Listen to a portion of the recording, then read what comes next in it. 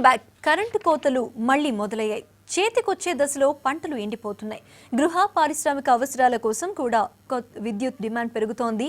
డిమాండ్కు తగ్గట్లు సరఫరా లేకపోవడంతో కరెంట్ కోతలు తప్పడం లేదు. ఇతర రాష్ట్రాల నుంచి విద్యుత్ కొనుగోలు చేస్తోంది సర్కార్. ఈఆర్సీ ఏర్పాటు విద్యుత్ కొనుగోలుకు ఉన్న అడ్డంకులు తొలగిపోతున్నాయా?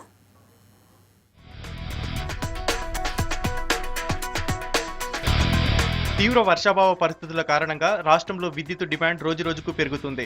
నెల రోజుల క్రితం వరకు భారీగా పెరిగిన విద్యుత్ డిమాండ్ హుదూద్ తుఫాన్ కారణంగా కొంచెం తగ్గింది. దీంతో వ్యవసాయ రంగం నుంచి విద్యుత్ డిమాండ్ తగ్గడంతో కరెంటు సరఫరా పరిస్థితి మెరుగుపడింది. అయితే ఇది 3 నాళ్ల ముచ్చటే అయింది. వారం రోజులుగా పరిస్థితి మళ్లీ మొదటికొచ్చింది. ట్రాన్స్కో లెక్కల ప్రకారం ప్రస్తుతం విద్యుత్ లోటు అదుపులోనే ఉంది. లోటు 10 మిలియన్ యూనిట్లుగా ఉంది. గతంలో ఈ లోటు 30 మిలియన్ యూనిట్ల వరకు వెళ్ళింది.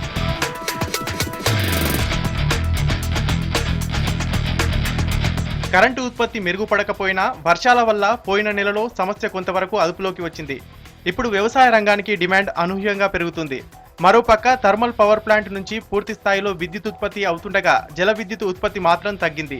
సెప్టెంబర్లో 43 మిలియన్ యూనిట్ల జల విద్యుత్ ఉత్పత్తి కాగా ఇది 12 మిలియన్ యూనిట్లకు పడిపోయింది. సెంట్రల్ గ్రిడ్ తో పాటు ఇతర రాష్ట్రాల నుంచి కొనుగోలుతో 42 మిలియన్ యూనిట్ల కరెంటు రాష్ట్రానికి సరఫరా అవుతుంది. సోలార్, విండ్ పవర్, ఇతర ప్రత్యామ్నాయ విద్యుత్ ప్రాజెక్టుల నుంచి విద్యుత్ ఉత్పత్తి అంతంత మాత్రంగానే ఉంది. వచ్చే రబీ సీజన్లో విద్యుత్ డిమాండ్ను తట్టుకునేందుకు ఇతర రాష్ట్రాల నుంచి కొనుగోలు చేసేందుకు సిద్ధమవుతుంది ప్రభుత్వం. ఇందులో భాగంగా ముఖ్యమంత్రి కేసీఆర్ రేపు ఛత్తీస్గఢ్ వెళ్తున్నారు. ఆ రాష్ట్ర ప్రభుత్వంతో విద్యుత్ కొనుగోలుపై ఒప్పందం చేసుకోనున్నారు.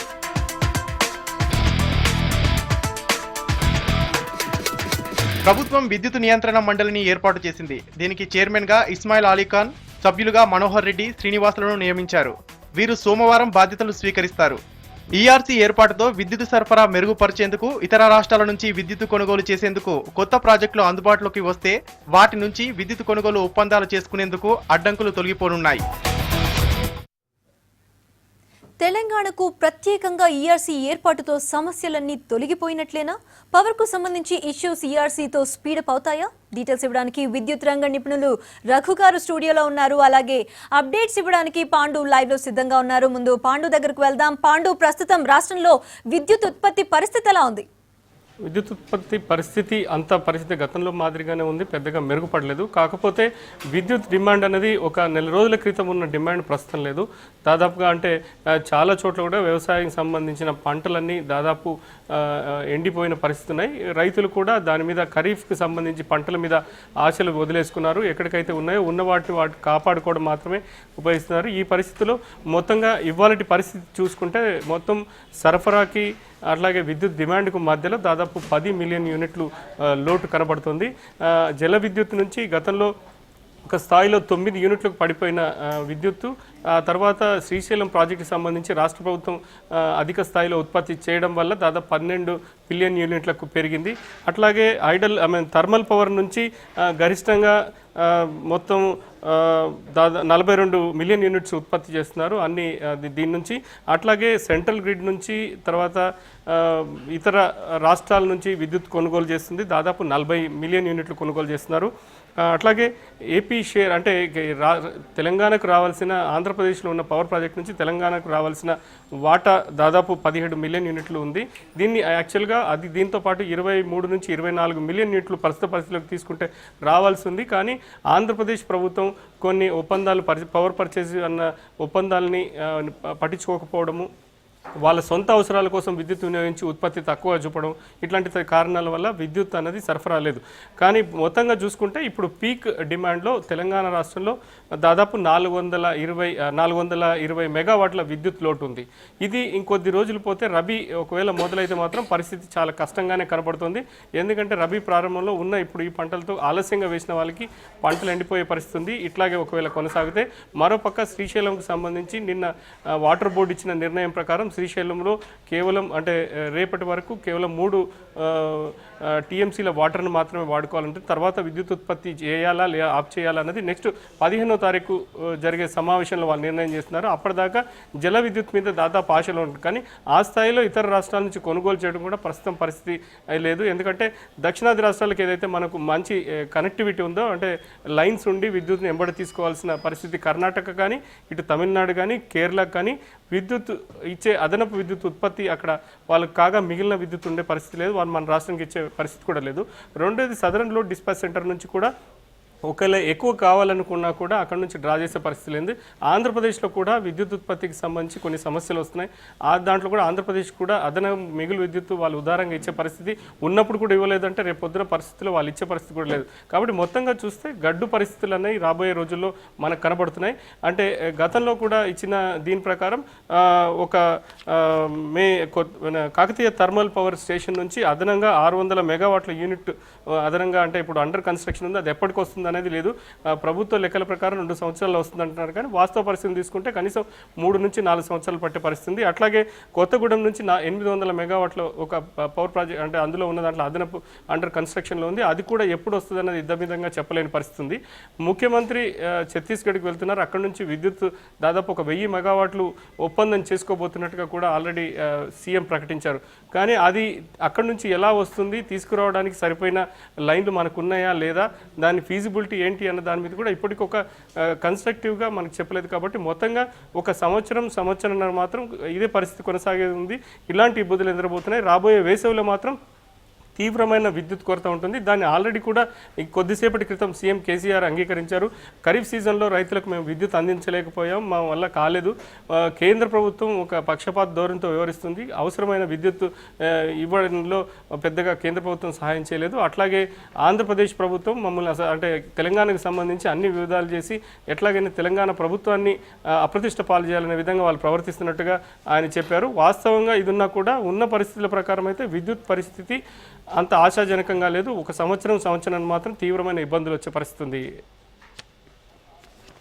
ఐశ్వర్య.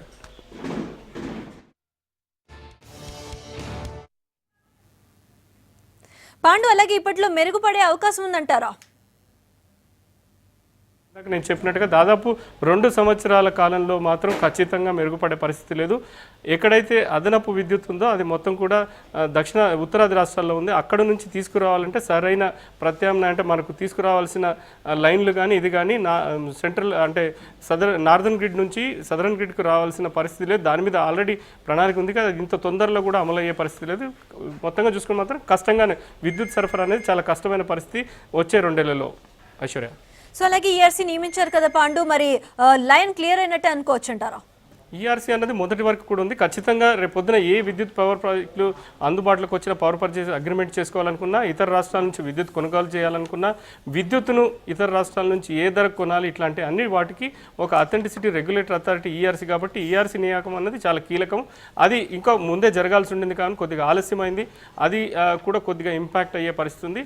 ఇప్పుడు ఈఆర్సీ అయినా కూడా విద్యుత్ ఎక్కడి నుంచి చేస్తారు ఏంటి అన్నది ప్రభుత్వం ఒక స్పష్టమైన ప్రణాళికతో ఉంటే ఈఆర్సీ కొంచెం మీడియేట్ చేసి మిగతా వారితో మాట్లాడి ఒక రెగ్యులేటర్ అథారిటీ కాబట్టి అది చేసి కొద్దిగా పరిస్థితి మెరుగుపడే అవకాశం అయితే ఉంది. కానీ మొత్తంగా చూసుకుంటే ఇప్పుడు పరిస్థితి విద్యుత్ సరఫరా ఉత్పత్తి అనేది దక్షిణాది రాష్ట్రాల్లో ఎక్కడ కూడా అదనంగా సర్ప్లస్ పవర్ అనేది లేదు. కాబట్టి దాన్ని ఏం చేసినా కూడా ఇప్పట్లో పరిస్థితి మెరుగయ్యే పరిస్థితి లేదు. Aishwarya. Thanks for the updates Pandu. దీనిపైన మరింత ఈ విశ్లేషణ విద్యుత్ రంగ నిపుణులు రఘు గారు ఉన్నారు, వారిని అడిగి తెలుసుకుందాం ప్రస్తుతం స్టూడియోలో. హలో అండి, నమస్కారం. సో ఈ ఈఆర్సీ వల్ల అసలు తెలంగాణకు ఏ మేరకు యూస్ఫుల్ అంటారు? అంటే రాష్ట్ర విభజనకు ముందు ఆంధ్రప్రదేశ్ ఎలక్ట్రిసిటీ రెగ్యులేటరీ కమిషన్ ఉండేది. విభజన చట్టంలో ఏం చెప్పారంటే ఒక 6 నెలల వ్యవధిలో 2 రాష్ట్రాలు కూడా ఏ రాష్ట్రానికి సంబంధించి ఆ రాష్ట్రం రెగ్యులేటరీ కమిషన్ ఏర్పరచుకోవాలి అనేసి చెప్పారు. అంటే జూన్ నుంచి మనకు డిసెంబర్ 2 లోపల 2 రాష్ట్రాలు కూడా రెగ్యులేటరీ కమిషన్లు పెట్టుకోవాలి. సో ఇప్పుడు అందులో భాగంగానే అటు ఆంధ్రప్రదేశ్ ప్రత్యేకంగా రెగ్యులేటరీ కమిషన్ పెట్టుకున్నారు, ఇటు తెలంగాణలో కూడా పూర్తి స్థాయిలో రెగ్యులేటరీ కమిషన్ ఇప్పుడు 3rd నుంచి అంటే ఇప్పుడు 3 మెంబర్స్ కూడా వాళ్ళు ఓత్ తీసుకోబోతున్నారు. సో వాళ్ళ స్టాఫ్ రిక్రూట్మెంట్ ఇదంతా కూడా ఇంకో 15-20 రోజులు పట్టే అవకాశం ఉంటుంది. ఏదేమైనా సరే ఇదొక కీలకమైన డెవలప్మెంట్ పవర్ సెక్టర్కు సంబంధించి అని చెప్పుకోవచ్చు. ఎందుకంటే ప్రధానంగా ఇప్పుడు అనేక నిర్ణయాలు పెండింగ్లో పడిపోయాయి. అంటే ఉదాహరణకు 2014-15కు సంబంధించి ఛార్జీల నిర్ణయం, యాక్చువల్గా ఈ ఇయర్ ఛార్జీలు అనేది పెంచడం కానీ జరగలేదు. ఛార్జీలు పెంచినందుకు విద్యుత్ సంస్థల మీద పడే భారాన్ని ప్రభుత్వం సబ్సిడీ కూడా చెల్లించట్లేదు. దాంతో ఏమైందంటే డిస్ట్రిబ్యూషన్ కంపెనీలు ఏవైతే విద్యుత్ కొనాలో వాళ్ళు తీవ్రమైన ఇబ్బందులు ఎదుర్కొంటున్నారు ఇప్పుడు. కాబట్టి ఇప్పుడు రెగ్యులేటరీ కమిషన్ ఇమ్మీడియట్ కర్తవ్యం ఏంటంటే 2014-15కు సంబంధించిన ఛార్జీలు కానీ 2015-16కు సంబంధించిన ఛార్జీలు అవి నిర్ణయాలు చేయాల్సిన అవసరం ఇమ్మీడియట్గా ఉంటుంది. అట్లనే ప్రభుత్వం ఎంత సబ్సిడీ ఇవ్వాలి, ఆ సబ్సిడీకి సంబంధించిన లెక్కలు ఇవన్నీ కూడా చూడాల్సిన అవసరం ఉంటుంది. రెండోది ప్రధానంగా ఇప్పుడు మనము కీలకమైన అనేక డెవలప్మెంట్స్ కూడా జరిగాయి. ఎందుకంటే ఇప్పుడు మరింత గందరగోళమైన వాతావరణం మనం ఇంకో 2-3 నెలల్లో చూడబోతాం. ఎందుకంటే రెగ్యులేటరీ కమిషన్లు ఇప్పుడు ఛార్జీలు నిర్ణయించే టైం వచ్చింది. ప్రతి సంవత్సరం కూడా నవంబర్ చివరికల్లా డిస్ట్రిబ్యూషన్ కంపెనీలు ఛార్జీల ప్రతిపాదనలు పెట్టడము, మార్చిలో ఆ ఛార్జీల మీద నిర్ణయం తీసుకోవడం జరుగుతుంది. అయితే ఛార్జీలు తీసుకోవడానికి నిర్ణయం తీసుకోవడానికి ప్రధానమైన ఇన్పుట్ ఏంటంటే power purchase cost. Power purchase అనేది ఇప్పుడు జనరేటింగ్ స్టేషన్స్ మీద ఒక సందిగ్ధత ఉంది. ఇప్పుడు తెలంగాణ ప్రభుత్వం ఏమంటుందంటే విద్యుత్ కొనుగోలు ఒప్పందాలు గతంలో చేసుకున్నాయి యథాతథంగా కొనసాగాలని చెప్తున్నారు. అంటే ప్రాజెక్టు తెలంగాణలో ఉన్నా ఆంధ్రాలో ఉన్నా సరే విద్యుత్ తెలంగాణకు ఆంధ్రకు ఇద్దరు కూడా పంచుకోవాలని చెప్తున్నారు. ఇలాంటి పరిస్థితుల్లో ప్రాజెక్ట్ ఎప్పుడైతే ఒక రాష్ట్రానికన్నా ఎక్కువ రాష్ట్రాలకు విద్యుత్ అమ్ముతుందో దాన్ని ఇంటర్స్టేట్ ప్రాజెక్టులాగా గుర్తిస్తారు. ఆ ఇంటర్స్టేట్ ప్రాజెక్టులకు సంబంధించి విద్యుత్ ఉత్పత్తి ఖర్చు నిర్ణయించే బాధ్యత అనేది రాష్ట్ర రెగ్యులేటరీ కమిషన్ పరిధిలో ఉండదు. అది సెంట్రల్ ఎలక్ట్రిసిటీ రెగ్యులేటరీ కమిషన్కి వెళ్ళిపోతుంది. ఇప్పుడు ఆంధ్రప్రదేశ్ చేస్తున్న వాదన వాళ్ళు ఏమంటున్నారంటే మా ప్రాజెక్టులు మావి, మీ ప్రాజెక్టులు మీవి అని చెప్తున్నారు. అప్పుడు ఏం చేస్తారంటే ఇప్పుడు అక్కడ రెగ్యులేటరీ కమిషన్ ఆల్రెడీ స్థాపించబడ్డది కాబట్టి ఆ రెగ్యులేటరీ కమిషన్ వాళ్ళ ప్రాజెక్టులకు సంబంధించి ఛార్జీలు నిర్ణయించేస్తారు. ఇప్పుడు తెలంగాణ రెగ్యులేటరీ కమిషన్ ఏం చేస్తుంది? నిజంగా సిఈఆర్సీకి మొత్తం ఈ నిర్ణయం కోసం పంపిస్తారా, లేకపోతే వీళ్ళంతటా వీళ్ళు ఇంటర్స్టేట్ ప్రాజెక్టుల మీద ఛార్జీలు నిర్ణయించే అవకాశం లేదు. వీళ్ళు సిఈఆర్సీకి పంపించాలంటే ఏకపక్షంగా వీళ్ళు ఇక్కడ తెలంగాణ డిస్కామ్స్ పంపిస్తే అయ్యే పని కాదు. కాబట్టి ఇప్పుడు తప్పనిసరిగా ఈ 2 రెగ్యులేటరీ కమిషన్లు ఒక గమ్మత్తైన పరిస్థితి. ఎందుకంటే వాళ్ళ స్కోప్ ఏంటో కూడా తెలియని పరిస్థితుల్లో రెగ్యులేటరీ కమిషన్లు ఇప్పుడు పనిచేయాల్సిన పరిస్థితులు వస్తున్నాయి. రెండో కీలకమైన అంశం ఏంటంటే ఇప్పుడు తెలంగాణ ప్రభుత్వం ఛత్తీస్గఢ్ దగ్గర నుంచి విద్యుత్ కొనాలని అనుకుంటుంది. ఒప్పందం చేసుకోవడానికి వెళ్తున్నారు. సో ఇలాంటి ఒప్పందాలు విద్యుత్ కొనుగోలు చేయాలన్నా, షార్ట్ టర్మ్ మార్కెట్ అంటే మనం అత్యవసర పరిస్థితుల్లో విద్యుత్ కొనుగోలు చేయడానికి వీటన్నిటికి కూడా రెగ్యులేటరీ కమిషన్ల యొక్క అనుమతులు ఉండాలి. కాబట్టి ఇప్పుడు తెలంగాణ రెగ్యులేటరీ కమిషన్ వచ్చింది కాబట్టి కొంత ప్రొయాక్టివ్గా రెగ్యులేటరీ కమిషన్ పనిచేయడం అనేది మనము ఇప్పుడు తెలంగాణకు ఒక అనుకూలమైన అంశం అని చెప్పుకోవచ్చు. మూడవది ఇప్పుడు రెగ్యులేటరీ కమిషన్లో 3 మెంబర్స్ ఉన్నారు. 3 కూడా మంచి ఎక్స్పీరియన్స్డ్ పీపుల్ ఉన్నారు. అంటే ఇస్మాయిల్ అలీ ఖాన్ కానీ ఇదివరకు ప్లానింగ్ కమిషన్కి అడ్వైజర్ లాగా చేశారు. తర్వాత బీహార్ ఎలక్ట్రిసిటీ రెగ్యులేటరీ కమిషన్లో మెంబర్ లాగా ప్రస్తుతం పనిచేస్తున్న టైంలో ఆయన తీసుకొచ్చారు. అట్లనే మనోహర్ రెడ్డి గారు గత చాలా కాలంగా మన ఏపీ ఎలక్ట్రిసిటీ రెగ్యులేటరీ కమిషన్లో చాలా ముఖ్యమైన కీలకమైన పదవిలో ఆయన పనిచేశారు. 3వ మెంబర్ కూడా శ్రీనివాసులు గారు కూడా ఆయన ఫైనాన్సెస్ వీటిల్లో మంచి ఎక్స్పర్టైజ్ ఉన్న వ్యక్తి. సో తెలంగాణ విద్యుత్ రంగానికి వీళ్ళు కేవలం నియంత్రణే కాకుండా వాళ్ళకున్న ఎక్స్పీరియన్స్ని కూడా తెలంగాణ సమస్యలను ఎదుర్కోవడానికి ఒక ఇది ఆపర్చునిటీ లాగా మేము అనుకుంటున్నాం. కాబట్టి డెఫినెట్గా ఒక కీలకమైన డెవలప్మెంట్ ఇది. అలాగే సీఎం కేసీఆర్ ఛత్తీస్గఢ్ విద్యుత్ ఒప్పందం చేసుకోవడానికి వెళ్తున్నారు. ఒకవేళ కొనుగోలు కనుక చేస్తే ఎప్పటి లోపల వచ్చే అవకాశం ఉందంటారు? అంటే ఇప్పుడు దాదాపు అంటే క్లియర్గా 1000-2000 అని చెప్పట్లేదు. ప్రభుత్వం దాదాపు 2000 మెగావాట్ వరకు ఛత్తీస్గఢ్ నుంచి విద్యుత్ కొనుగోలు చేయాలనుకుంటుంది. అంటే ఛత్తీస్గఢ్ దగ్గర ఇంత పెద్ద ఎత్తున విద్యుత్ ఎట్లా ఉంది అంటే అక్కడ ఉన్న పాలసీ ఏంటంటే ఛత్తీస్గఢ్లో ప్రైవేట్ వ్యక్తులు, ఎందుకంటే ఛత్తీస్గఢ్లో విపరీతమైన కోల్ రిజర్వ్స్ ఉన్నాయి, ఉత్పత్తి అక్కడ కోల్ ఉంది కాబట్టి చాలామంది ప్రైవేట్ వ్యక్తులు అక్కడ కోల్ ప్లాంట్స్ పెట్టడానికి ముందుకొచ్చారు. కోల్ ప్లాంట్స్ పెట్టేటప్పుడు అక్కడ ఛత్తీస్గఢ్ ప్రభుత్వం నియమించిన అది వాళ్ళు పెట్టిన నిబంధన ఏంటంటే ఏ ప్రైవేటు వ్యక్తి అయినా సరే విద్యుత్ ఉత్పత్తి చేస్తే అందులో కొంత విద్యుత్ మాకు ఇచ్చేటట్టయితే మిమ్మల్ని పెట్టుకోవడానికి అన్ని వసతులు కల్పిస్తామని చెప్పారు. సో ప్రతి ప్రైవేటు ప్లాంట్ అక్కడ పెట్టిన ప్రైవేట్ ప్లాంట్లన్నీ కూడా కొంత విద్యుత్ ఆ రాష్ట్ర ప్రభుత్వానికి ఇస్తాయి. ఆ రాష్ట్ర ప్రభుత్వం దగ్గర అట్లా విద్యుత్ చాలా ఎక్కువ ఏర్పడ్డది అనమాట. ఆ విద్యుత్తుని ఇప్పుడు మిగతా రాష్ట్రాలకు అమ్మే ప్రతిపాదనలు వాళ్ళు చేస్తున్నారు. ఉత్తర భారతదేశంలో వాళ్ళ విద్యుత్ ఎవరు కొనడానికి కూడా చాలామంది సిద్ధంగా లేరు. సో ఇప్పుడు తెలంగాణ ప్రభుత్వం ఈ ప్రతిపాదన చేసింది. దాదాపు 2000 మెగావాట్లు కూడా అమ్మడానికి వాళ్ళు సిద్ధంగా ఉన్నట్టు చెప్పారు. అయితే ఇప్పుడు మెమరాండమ్ ఆఫ్ అండర్స్టాండింగ్ చేసుకోగానే నెక్స్ట్ డే నుంచి విద్యుత్ రాదు. ఎందుకంటే దక్షిణ భారతదేశంతో ఉత్తర భారతదేశానికి ఉన్న కనెక్టివిటీ అనేది, అంటే అక్కడ నుంచి ట్రాన్స్మిషన్ చాలా ఆటంకాలు ఉన్నాయి. అక్కడి నుంచి పూర్తి స్థాయిలో విద్యుత్ దక్షిణ భారతదేశానికి వచ్చే పరిస్థితి లేదు. ఇప్పుడు ఈ దక్షిణ భారతదేశానికి రావడానికి ఈ లైన్లు వేయాల్సిన బాధ్యత ఏంటంటే కేంద్ర ప్రభుత్వ సంస్థ ఒకటి power grid corporation of India limited అని ఉంటుంది. వీళ్ళు ఈ లైన్ల నిర్మాణం చేపట్టాలి. వీళ్ళు ఏంటంటే ఇప్పుడు ప్రధానంగా 3-4 లైన్లు ఇప్పుడు వాళ్ళు ప్లాన్ చేస్తున్నారు. ఒకటి మహారాష్ట్రలో వార్ధా అనే ప్లేస్ నుంచి మన మహేశ్వరం, హైదరాబాద్ దగ్గర ఉన్న మహేశ్వరం మధ్యలో డిచ్పల్లి మీదుగా వస్తుంది. దాదాపు 560 కిలోమీటర్ల లైను. దీనికి ఇప్పుడు వాళ్ళు టెండర్లు పిలిచారు. మార్చిలో ఇది వర్క్ మొదలవుతుంది. 27 నెలలు వాళ్ళు టార్గెట్ డేట్ అని పెట్టుకున్నారు. అంటే మనకు 2017 లాస్ట్లో అంటే ఏమాత్రం ఇబ్బందులు లేకుండా ఉంటే ఈ లైన్ కంప్లీట్ అయ్యేది 2017 చివరిలో ఈ లైన్ కంప్లీట్ అవుతుంది. ఈ లైన్ ఒక్కటి కంప్లీట్ అయితే సరిపోదు. ఆ లైన్ వార్దా నుంచి హైదరాబాద్ దాకా లైన్ ఒకటెత్తు అయితే మళ్ళీ డిచ్పల్లి దగ్గర ఒక 6 లైన్ల వరకు నిర్మాణం పూర్తి కావాలి. అంటే రాష్ట్రం లోపల కూడా ఆ విద్యుత్ తీసుకునే సదుపాయాలు. అట్లనే మహేశ్వరం దగ్గర కూడా దాదాపు 5 లైన్లు కంప్లీట్ కావాలి. మహేశ్వరం దగ్గర ఒక సబ్స్టేషన్ కట్టుకోవాలి. సో 3 సంవత్సరాల టైం అయితే మనకు ఛత్తీస్గఢ్ నుంచి విద్యుత్ రావాలంటే కనీసం 3 సంవత్సరాలు పడుతుంది. ఇంకో రెండో కీలకమైన అంశం ఏంటంటే కేంద్ర ప్రభుత్వం నిర్మించే అంటే పవర్ గ్రిడ్ వాళ్ళు నిర్మించే ఈ లైన్లలో మనకు వాళ్ళు కేటాయింపులు చేయాలి. ఆ లైన్ కెపాసిటీ ఒక 5,000 మెగావాట్లు ఉందనుకోండి. ఆ 5,000లో తెలంగాణ ఇప్పుడు 1000 మెగావాట్లు కావాలి. అట్లా అనేక రాష్ట్రాలు అప్లికేషన్లు పెట్టుకుంటాయి. ఇప్పటికే మనకు తమిళనాడు ప్రభుత్వం దాదాపు 4,500 మెగావాట్లకు అప్లికేషన్లు ముందు పెట్టుకుంది. అప్లికేషన్లు ఎట్లా క్లియర్ చేస్తారంటే ఫస్ట్ కమ్ ఫస్ట్ సర్వ్, అంటే మొత్తం తమిళనాడుకి కేటాయింపులు అయిన తర్వాత తెలంగాణకు వస్తుంది. సో దీంట్లో చాలా అన్సర్టనిటీస్ ఉన్నాయి.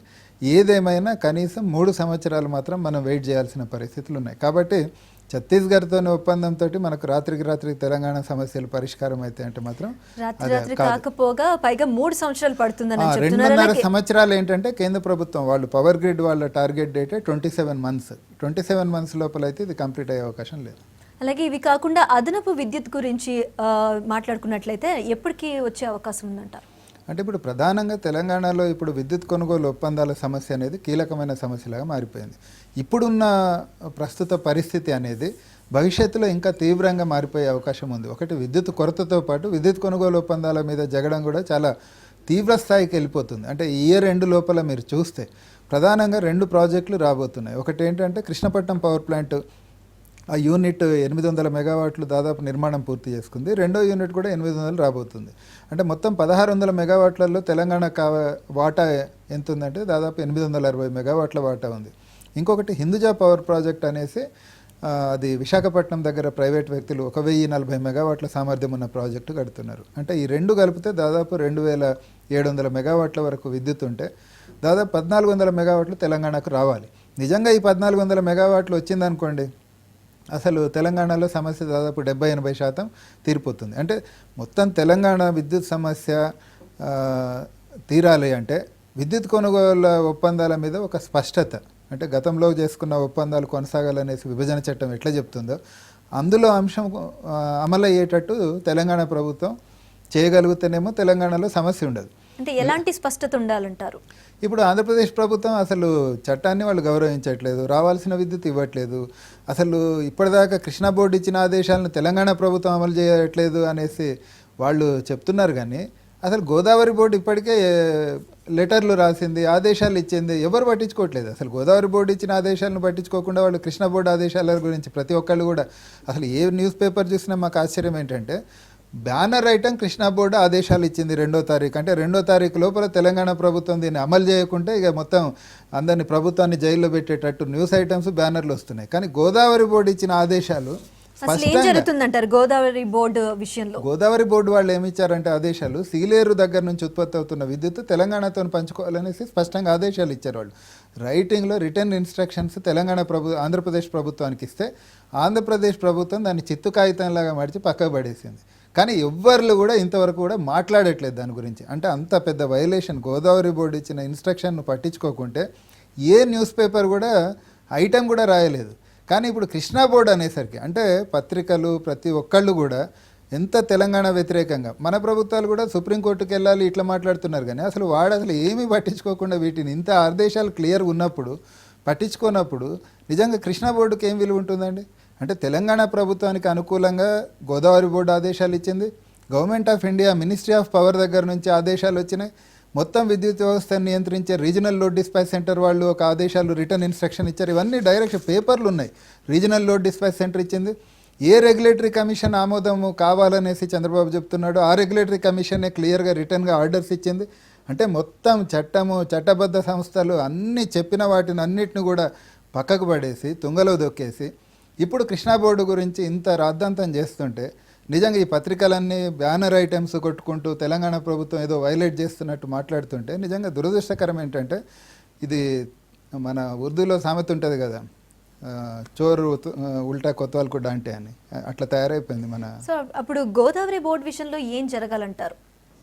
ఇప్పుడు మేము చెప్పదలుచుకున్నది ఏంటంటే తెలంగాణకు కావాల్సింది రైతుల సమస్యను పరిష్కరించడం. ఇప్పుడు రైతులకు విద్యుత్ అది నీళ్లు లేవు.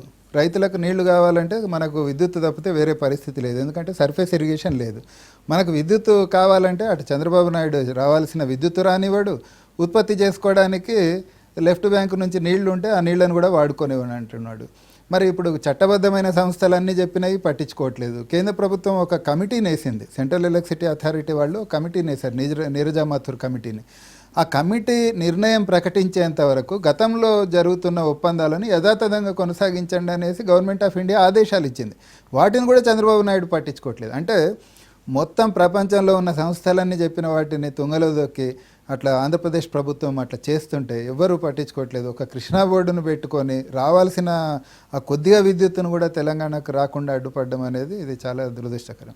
అలాగే ఇప్పుడు రాబోయేది రబీ సీజన్, దీని ఎలాంటి పరిస్థితులు ఉంటాయంటారు?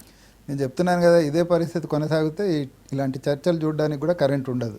ఎందుకంటే ఇప్పటికే మొత్తం దక్షిణ భారతదేశంలో మొత్తం ఎంత విద్యుత్ కొరత ఉందో అందులో 80% విద్యుత్ కొరత కేవలం తెలంగాణలో ఉంది. అంటే దాదాపు 50 మిలియన్ యూనిట్ల వరకు విద్యుత్ కొరత తెలంగాణలో ఈ సంవత్సరం రికార్డ్ అయింది. అంటే సగటున 8 to 10% విద్యుత్ డిమాండ్ పెరుగుదల ఉంటుంది. అంటే నెక్స్ట్ మార్చి నుంచి మనము మే వరకు చూసుకుంటే దాదాపు అది 50-60 మిలియన్ యూనిట్ల వరకు కొరత పోతుంది. తర్వాత మళ్ళీ జూన్ తర్వాత మళ్ళీ ఖరీఫ్ డిమాండ్కి వచ్చేసరికి 70 మిలియన్ యూనిట్ల కొరత కూడా పెరిగే అవకాశం ఉంటుంది.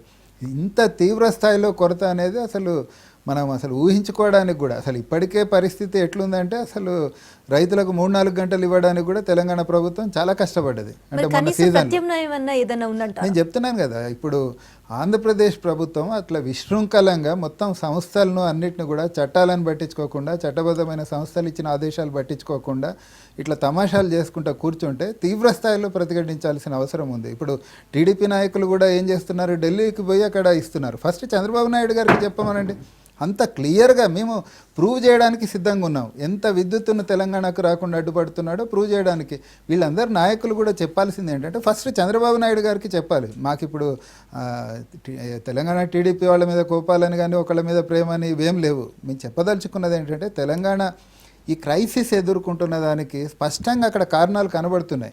ఈసారి అడ్డుకున్నది చాలా తక్కువ, ఇంకొక 6 నెలల లోపల అడ్డుకోబోతున్న విద్యుత్ మాత్రం చాలా తీవ్ర స్థాయిలో ఉండబోతుంది. దాన్ని మొత్తం తెలంగాణ సమాజం అంతా తిప్పికొట్టకుంటే మాత్రం వచ్చే రబీ ఖరీఫ్లో వచ్చే పరిణామాలను తట్టుకునే పరిస్థితి ఎవరికి కూడా ఉండదు.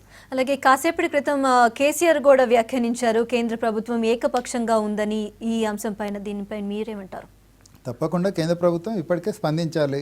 ఎందుకంటే నీరజా మాథుర్ కమిటీ అని వేశారు. యాక్చువల్గా నీరజా మాథుర్ కమిటీ నిర్ణయం ప్రకటించే లోపల, అంటే విద్యుత్ కొనుగోలు ఒప్పందాలు కొనసాగాలా లేదా అనే దానికి అది ప్రకటించే వరకు గతంలో చేసుకున్న ఒప్పందాలు యథాతథంగా కొనసాగించండి, గతంలో విద్యుత్ ఎట్లా సరఫరా అయితే అట్లనే కొనసాగించండి అనేసి కేంద్ర ప్రభుత్వం రిటర్న్ ఇన్స్ట్రక్షన్ ఇచ్చింది. మరి రిటర్న్ ఇన్స్ట్రక్షన్స్ను కూడా పట్టించుకోకుంటే, కేంద్ర ప్రభుత్వం ఇచ్చిన ఇన్స్ట్రక్షన్స్ కూడా ఆంధ్రప్రదేశ్ ప్రభుత్వం ఫాలో కాకుంటే, ఇక మరి హైదరాబాద్లో కామన్ క్యాపిటల్ అనేసి ఇదే రోడ్ల మీద ఇదే నీళ్లు ఇదే కరెంటు. ఇప్పుడు చంద్రబాబు నాయుడు గారు ఏంటంటే అక్కడ విద్యుత్ ఆయన వాడుకుంటున్నాడు, అక్కడ హైదరాబాద్లో విద్యుత్ ఆయనే వాడుకుంటున్నాడు. అంటే 2 చోట్ల తెలంగాణ వాటాను తనే తింటున్నాడు, ఆంధ్రప్రదేశ్ వాటాను తనే వాడుకుంటున్నాడు. ఇంతకన్నా నీచం ఏమన్నా ఉంటుందా చెప్పండి? ఇంత ఘోరంగా చేస్తున్నా సరే, అంత ఓపెన్గా రాబరీ జరుగుతుంటే మరి సమాజం ఇట్లా నిశ్శబ్దంగా ఉండడం కరెక్ట్ కాదు. కేంద్ర ప్రభుత్వం ఫస్ట్ ఇంటర్ఫియర్ కావాలి ఇక్కడ. They cannot be silent spectators. ఇంత తెలంగాణకు వ్యతిరేకంగా కుట్ర జరుగుతుంటే కేంద్ర ప్రభుత్వం నిశ్శబ్దంగా ఉండడం మాత్రం ఏమాత్రం సమంజసం కాదు. అందుకనే ఇప్పుడు ఏపీకి 24 గంటల పవర్ సప్లై అనేది సాధ్యమవుతుందంటారు. అసలు ఎలాగా ఇది సాధ్యమైంది? 24 గంటలు అంటే రాత్రికి రాత్రి ఆయన దగ్గర మంతదండం ఏం లేదు. అంటే చాలా నేను వచ్చిన 3 నెలల లోపల విద్యుత్ సమస్యను పరిష్కరించానని చంద్రబాబు నాయుడు చెప్తున్నాడు. తెలంగాణ ప్రభుత్వం మేము వచ్చిన తర్వాత అది తుఫాన్ రాకుండా ఆపినామనేసి తెలంగాణ ప్రభుత్వం చెప్తే ఎంత హాస్యాస్పదంగా ఉంటుందో, ఆంధ్రప్రదేశ్ ప్రభుత్వం కూడా 3 నెలల్లో నేను సమస్య తెలంగాణకు రావాల్సిన విద్యుత్తును ఆపిన మేరకు అదనంగా విద్యుత్ అక్కడ లభించింది. తెలంగాణ డిమాండ్ కన్నా అక్కడ 30% విద్యుత్ డిమాండ్ తక్కువ ఉంది. కాబట్టి ఆంధ్రప్రదేశ్లో ఇప్పుడు విద్యుత్ కొరత లేదు. ఇంకా రాబోతున్న కాలంలో ఇప్పుడు ఇందాక చెప్పినట్టు తెలంగాణకు రావాల్సిన విద్యుత్ వాటా అడ్డుకుంటే కృష్ణపట్నంలో 1600 మెగావాట్లు, హిందూజా పవర్ ప్రాజెక్టు 1000 మెగావాట్లు, ప్లస్ వాళ్ళు షార్ట్ టర్మ్లో ఒక 2000 మెగావాట్లు చేసుకున్నారు, విండ్ ఎనర్జీ ఒక 500 మెగావాట్లు, మొత్తం 5500 మెగావాట్ల అదనపు విద్యుత్తు 7-8 నెలల్లో వస్తుంది. వాళ్ళకి కావాల్సింది మొత్తం ఇంకా 9 గంటలు రైతులకు ఇచ్చినా సరే 2 నుంచి 3000 మెగావాట్లు కావాలి. అంటే ఇంకా 2000 మెగావాట్లు వాళ్ళకి అదనంగా ఉండబోతుంది. ఇంత సర్ప్లస్ కావాలని తెలంగాణకు రావాల్సిన విద్యుత్తును అడ్డుకునే ప్రక్రియలో, ఎందుకంటే ఇక్కడ ప్రభుత్వం ఫెయిల్ అయిందనేసి ఒకటి డిమాన్స్ట్రేట్ చేయాలి. కాబట్టి న్యాయబద్ధంగా రావాల్సిన వాటా, అంటే తనకు అంత విద్యుత్ అవసరం ఉండదు, కానీ కావాలని రావాల్సిన విద్యుత్తును అడ్డుకోవడంతో ఈ సమస్య ఇంత క్లిష్టమైన పరిస్థితికి చేరింది. అలాగే శ్రీశైలంలో అంటే విద్యుత్ ఉత్పత్తి నిలిపివేస్తే ఇప్పుడు ఇమీడియట్గా ప్రజెంట్ అవసరాల కోసం విద్యుత్ ఎక్కడి నుంచి వస్తుందంట? అంటే ప్రధానంగా ఇప్పుడు ఒక 10 మిలియన్ యూనిట్ల వరకు ఇప్పుడు శ్రీశైలం నుంచి విద్యుత్ ఉత్పత్తి జరుగుతుంది. మనకు షార్టేజ్ కూడా 10 మిలియన్ యూనిట్లు అదనంగా ఉంది. అంటే శ్రీశైలం విద్యుత్ ఇప్పుడు నిలిపివేస్తే దాదాపు 20 మిలియన్ యూనిట్ల వరకు కొరత ఉంటుంది. 20 మిలియన్ యూనిట్లు అంటే మళ్ళీ కరెంట్ కష్టాలు తెలంగాణలో మొదలైనట్టే. కాకపోతే ఇప్పుడు మనకు ఈ ఖరీఫ్ డిమాండ్ అనేది ఇంకొక వారం నుంచి 10 రోజుల వరకు ఉండే అవకాశం ఉంది. కాబట్టి తప్పనిసరిగా తెలంగాణ ప్రభుత్వము బయట నుంచి విద్యుత్ కొనుగోలు చేయడము, లేకపోతే ఇంకా సాగర్ నుంచి ఉత్పత్తి చేయాలి. ఎందుకంటే ఆంధ్రప్రదేశ్ ప్రభుత్వం చెప్తున్నది ఏంటంటే సాగర్ నుంచి విడుదల చేయాల్సి వస్తుంది, కృష్ణా డెల్టాకు అవసరం అవుతుంది, కాబట్టి సాగర్ నుంచి విద్యుత్ ఉత్పత్తి చేయాల్సిన అవసరం రావచ్చు. కానీ సాగర్ నుంచి విద్యుత్ ఉత్పత్తి చేయకుంటే మాత్రం తెలంగాణలో కరెంటు కష్టాలు చాలా పెద్ద ఎత్తున ఉంటాయి. ఎందుకు అంటే మొన్నటి వరకు మన ప్రభుత్వం మార్కెట్లో విద్యుత్ కొనుగోలు చేసింది, కానీ మొన్న తుఫాన్ వచ్చిన తర్వాత ఏమైందంటే ప్రధానంగా ఉత్తర భారతదేశం నుంచి అక్కడ గాజువాక జైపూర్ లైన్, అక్కడ నుంచి దాదాపు ఒక 10-15 మిలియన్ యూనిట్ల వరకు విద్యుత్ దక్షిణ భారతదేశానికి వచ్చేది. ఇప్పుడు మొత్తం ఆ గాజువాక జైపూర్ లైన్ ఆగిపోయింది విద్యుత్ సరఫరా తుఫాన్ ఎఫెక్ట్ తోటి. కాబట్టి మార్కెట్లో కొనుగోలు చేయడానికి కూడా ఎక్కువ విద్యుత్ ఉండే అవకాశం లేదు. కాబట్టి మళ్ళీ కరెంటు కోతలు అంటే గతంలో ఉన్నంత స్థాయిలో ఉండవు. ఎందుకంటే ఇప్పుడు ఉష్ణోగ్రతలు కూడా కొద్దిగా తగ్గాయి, డిమాండ్ కూడా కొద్దిగా తగ్గింది. గతంలో 170 మిలియన్ యూనిట్ల దాకా పోయింది, ఇప్పుడు 140 మిలియన్ యూనిట్లకు పడిపోయింది. కాబట్టి డెఫినెట్గా అంత స్థాయిలో కోతలు ఉండవు, కానీ శ్రీశైలం విద్యుత్ ఉత్పత్తి ఆపేస్తే మాత్రం కోతలు ఇప్పుడున్న దానికి రెట్టింపు అవుతాయి. సో ఇప్పుడు ఫైనల్గా ఒక విషయం చెప్పి మనము ఈ డిస్కషన్ ఎండ్ చేద్దాం. ఏపీ నుంచి మనకు రావాల్సిన వాటా రావట్లేదు అని అంటున్నారు కదా, మరి ఈఆర్సీ నుంచి అంటే ఈఆర్సీతో ఏ మేరకు మనకు న్యాయం జరుగుతుందంటారు? ఇప్పుడు ఈఆర్సీ రావడం అనేది ఓవరాల్గా విద్యుత్ వ్యవస్థను నియంత్రించడానికి హెల్ప్ చేస్తుంది, కానీ రాత్రికి రాత్రి విద్యుత్ తీసుకొచ్చే మెకానిజం రెగ్యులేటరీ కమిషన్ దగ్గర ఏముండదు. ఇప్పుడు రాష్ట్ర ప్రభుత్వం ఎఫెక్టివ్గా కేంద్ర ప్రభుత్వంతో ఈ మొత్తం పరిస్థితిని అంతా విశ్లేషించి చెప్పగలగాలి. అక్కడ కేంద్ర ప్రభుత్వానికి కూడా వాస్తవ పరిస్థితులు అన్నీ కూడా డీటెయిల్గా చెప్పగలగాలి. అట్లనే తెలంగాణలో ఉన్న వివిధ పార్టీల నాయకులను కూడా కూర్చోబెట్టేసేసి మొత్తం జరుగుతున్న పరిస్థితి ఏంటి, ఎక్కడ ఎందుకు విద్యుత్ ఎంత నష్టపోతున్నాం, ఏ విధంగా సమస్యను పరిష్కరించాలని ప్రతి ఒక్కళ్ళ దగ్గర కూడా ఇన్పుట్స్ తీసుకోవాలి. ఒక సమిష్టిగా మొత్తం తెలంగాణ సమాజం ముందుకు కదులుతేనే సమస్యకు పరిష్కారం వస్తుంది. సో ఎంత సమిష్టిగా ఎంత విగ్రస్గా చేసినా కూడా మీరు మినిమం 3 years అయితే పడుతుందని చెప్తున్నారు. నేను అట్లా అనట్లేదు. నేను అంటున్నది ఏంటంటే మనకు న్యాయబద్ధంగా రావాల్సిన వాటా మనం ఆంధ్రప్రదేశ్ నుంచి తెచ్చుకోగలిగితే మనకు 70% విద్యుత్ కొరత మనకు 6 నెలల లోపల తీరిపోతుంది. థ్యాంక్ యూ రఘు గారు. ఇది ఇవాళ discussion. State into V6 news, ప్రతి దృశ్యం ప్రజల పక్షం.